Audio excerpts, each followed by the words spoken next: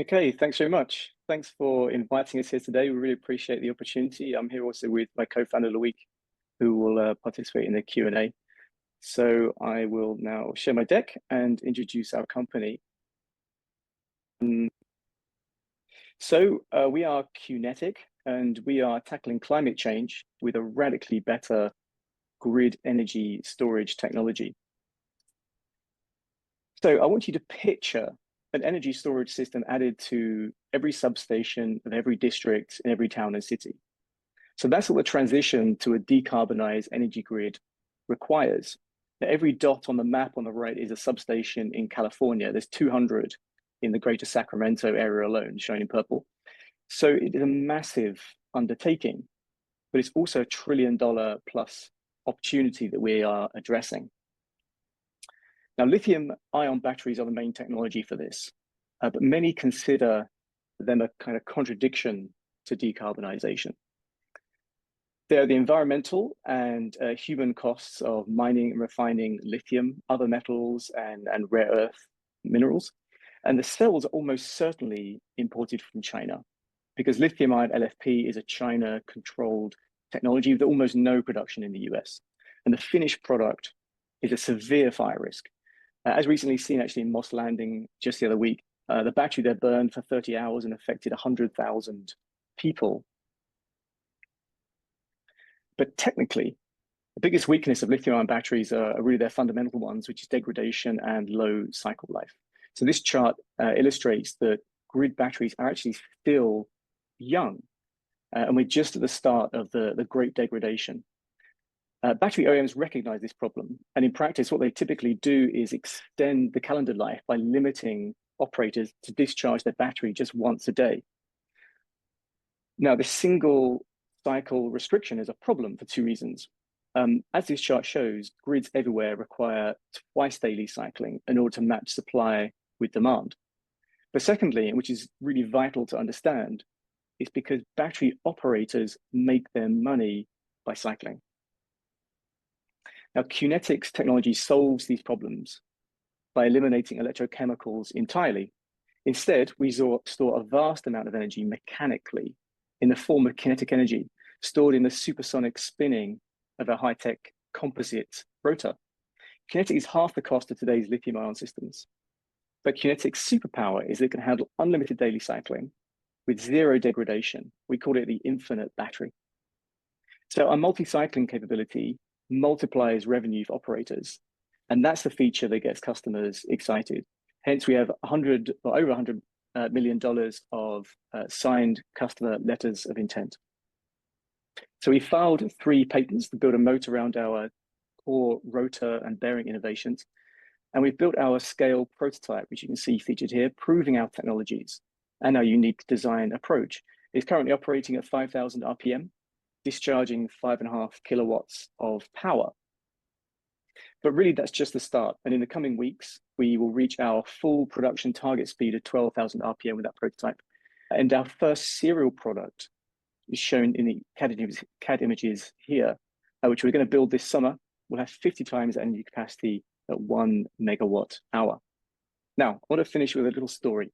Consider 2 towns, both of which invest in energy storage in order to decarbonize their local grid. So one invests in lithium-ion batteries, and the second one invests in Qnetic. So in the first town, the lithium-ion batteries are cycled once a day, dispatching clean energy for 4 hours every evening. But shortly after installation, they suffer a setback of a fire, and this causes downtime and requires replacement of the systems. And after several years, due to declining energy capacity, the operator augments the system by adding more new battery containers. So they repeat this a second time during its lifetime until the system is too old for augmentation to be economic. And the capacity decline continues until the system reaches end of life at 15 years. At this point, the whole system is disposed of and replaced. Meanwhile, in the other town is a different story. First of all, Qnetic costs less to purchase in the first place. And while it takes more time to install due to excavation, here you can see it's installed in the ground, but the result is actually very popular with the people because it's mostly hidden underground. And planning is also easier because the fire department are happy that Qnetic doesn't pose any fire risks at all. And then once in operation, Qnetic is cycled twice a day, 4 hours in the morning and 4 hours in the evening, matching the peaks of demand. This means the operators are making their money back twice as fast. So over the years, no matter how much they cycle the system, Qnetic doesn't show any decline in energy capacity. So there's no augmentation. And after 15 years, Qnetic Corporation replaces some electrical parts, and then they continue operating for a further 15 years. So once these 3 decades of operation are up, the first town is preparing to install their third round of lithium batteries. So the question, of course, is in which technology would you rather invest? So Qnetic, we are now raising our $5 million seed round to fund delivery of our first serial product to our first US grid customers. And that's going to bring us to the point of revenue and to the start of production. So I welcome you to support Qnetic's WeFunder raise and be part of the Qnetic energy revolution. Thanks. Awesome. Thank you, Matt or Michael. Super interesting technology. Really quick question. Why do they have to be put into the ground? Why not be above ground? Yeah, okay. Actually, they don't. This is our kind of preferred way of installing it. It has two benefits. The first one is that it makes it intrinsically safe.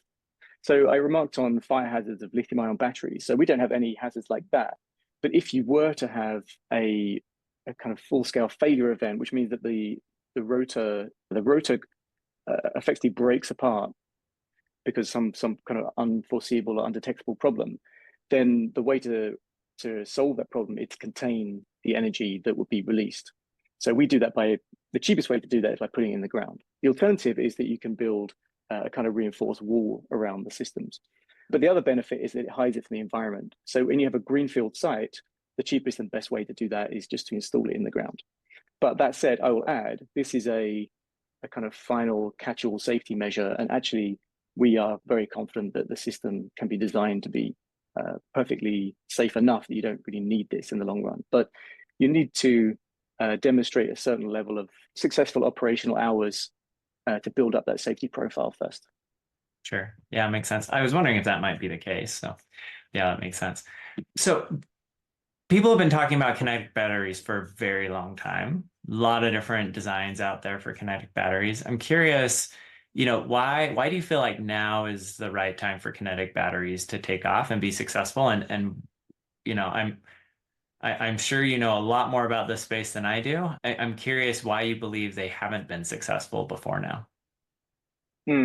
Yeah, it's a great question. And it's one that we can mostly speculate at because we don't have the inside knowledge of how other companies are thinking about this. But what I can tell you is that you're right, first of all, that mechanical batteries or flywheel energy storage systems have been around for some time, often in a completely different application. The application they're well known for is uninterruptible power supplies and backup power, often for telecommunications and data centers. Now, these are where you have a physically very small system whose task is just to provide bridging power between grid energy and a backup generator. So they operate for just seconds, sometimes 15 seconds, sometimes 2 minutes, sometimes 15 minutes. So very short durations. So that is the archetype. And the idea of using, and let's kind of jump, that's the kind of traditional use, right? And let's jump forward to today. The idea of having energy storage on the grid using lithium-ion batteries actually is still a pretty new idea. The first Tesla Megapack was only 2018. So there's a modern demand, and then there's a historical use case. And we're one of the very early companies to say, well, look, we think we should be building a large format kinetic storage for the grid purpose. And that was driven by wanting to solve the problems that I described at the beginning with lithium-ion batteries, do something that's lower cost, higher performance, and serves this purpose. So if you were to take one of those archetypal traditional approaches to flywheel energy storage and think, let's scale this up and see if it works on the grid, the answer would probably be, no, it doesn't, because you'd have something that is super expensive, super complicated, and has the wrong characteristics, which is small energy capacity, short duration of discharge, and high power. And actually you want to do what we're doing, which is flip all those things entirely on their head and have really high energy capacity, long duration of discharge, and therefore relatively modest power, relative. So, Louis, I don't know if you want to add anything to that. No, nothing to add. Just like the analogy I would take to compare traditional flywheels with Qnetic is traditional flywheels are like a sports car. They are built for power, but not capacity. And what we are building is the lorry truck of energy storage. It's huge amount of capacity and we discharge for a very long time. And that's pretty new in the flywheel space. Actually, we are the first ones. So you mentioned you're raising $5 million. Can you talk a little bit about what that buys you in terms of, traction progress, and then how you think about future funding needs and kind of where you go from there? Yeah, absolutely. Okay, so what that money buys us is delivering this prototype. Now, we call this product Pulsar. It takes the same design principles as the prototype in the video. So we've proven everything inside this at a slightly smaller scale. And we're physically doubling the size of the system, but multiplying the energy capacity in the first instance by 25 times. And then once we get to volume production, it'll be twice the size again, so 50 times compared to the prototype we currently have. So the money will get us the prototype itself and initial testing of the prototype, and of course all the people we need during the course of this year to get it done. So the total project in this phase of the company is a little bit beyond that. What it is getting actually to a kind of mini version of this where we take that product and we put several of them into our first pilot project. So that project is planned to start installation around the beginning of next year, so 12 months from now. So to complete that entire pilot project and secure us 12 months of runway, we need more money beyond that initial 5 million. So it's not the total we need for this entire stage of the company. That 5 million will get us at least to the prototype built and tested and proven. And so how much more and when do you anticipate raising? Yeah, so this first 5 million is for the beginning half of this year. The second 5 million is the later half of next year. By that point, the prototype will be up and running, the pilot project will be underway, and based on the prototype being operational, we're going to raise the second half. Got it. Can you talk a little bit more about the contracts? I mean, congratulations on having over 100 million in LOIs. Super impressive. Would love to understand kind of the nature of those contracts, or not contracts, but LOIs. And are you giving them anything in exchange for kind of raising their hands early to say that we want to try this? Better pricing or right. Whatever it might be. No, actually, we're not giving anything special. We've discussed pricing with most of those guys, and on some of the LOIs actually mentions the prices that we've discussed, and the prices are competitive with today's lithium-ion systems. But where we want to go in the future, it's a much higher price. So we think we can deliver very competitively by the time we reach volume production. So these initial customers are talking about prices are in the region of $200 to $250 per kilowatt hour for the hardware price. So anybody who knows about batteries will understand that's a pretty good price. Yeah, so you're right that right now these are letters of intent. They describe the discussion we've had around our technology, the way they would like to use it, what the application is, how many systems they contemplate installing, and the prices, sometimes even the location where they contemplate installing it. Our goal for this year is to convert as many of those LOIs into contracts as possible and also get more companies in the pipeline. But really, we're really focused on the very first customer right now. And we're discussing with them about the specific plans this year around installation, the site, the specifications, the number of systems, and so on. So they've agreed to help us with, as we finish the design with some of the specifications and such, with initial testing of the first two systems. And we'll also have a test house called EPRI who will come along and work with us on that. And then beyond that, build out more systems until that reaches a kind of full commercial scale for them. So we're really focused on that first pilot customer and getting all those things arranged, and then the rest of the pipeline following beyond that, convert into proper contracts. Awesome. I think we might be at time. Is that right, Nick? Yeah, there is one question I want to ask from Paul that came into the chat. He was just asking how they could follow along with timelines, launches, investor rounds. He's wondering about that. Okay, so let me clarify a little bit. So we're raising money right now, $5 million.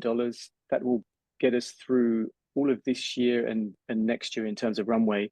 And what that will pay for is the development of the prototype that you can see in this image in its installed form and in this image in its kind of detailed form. We intend to build 3 systems. The first system will stay in our lab, and the first 2 systems will go to our first pilot customer. The installation should start around this time next year, and testing, commissioning, and so on complete within a few months after that. So I think that's the key part of this stage of the company. So once those 2 systems are first installed, that's what I said earlier, will be at production and revenue. And we intend to continue low volume production during the course of 26 and build up that first pilot site and then move on to subsequent customers. Awesome, thank you.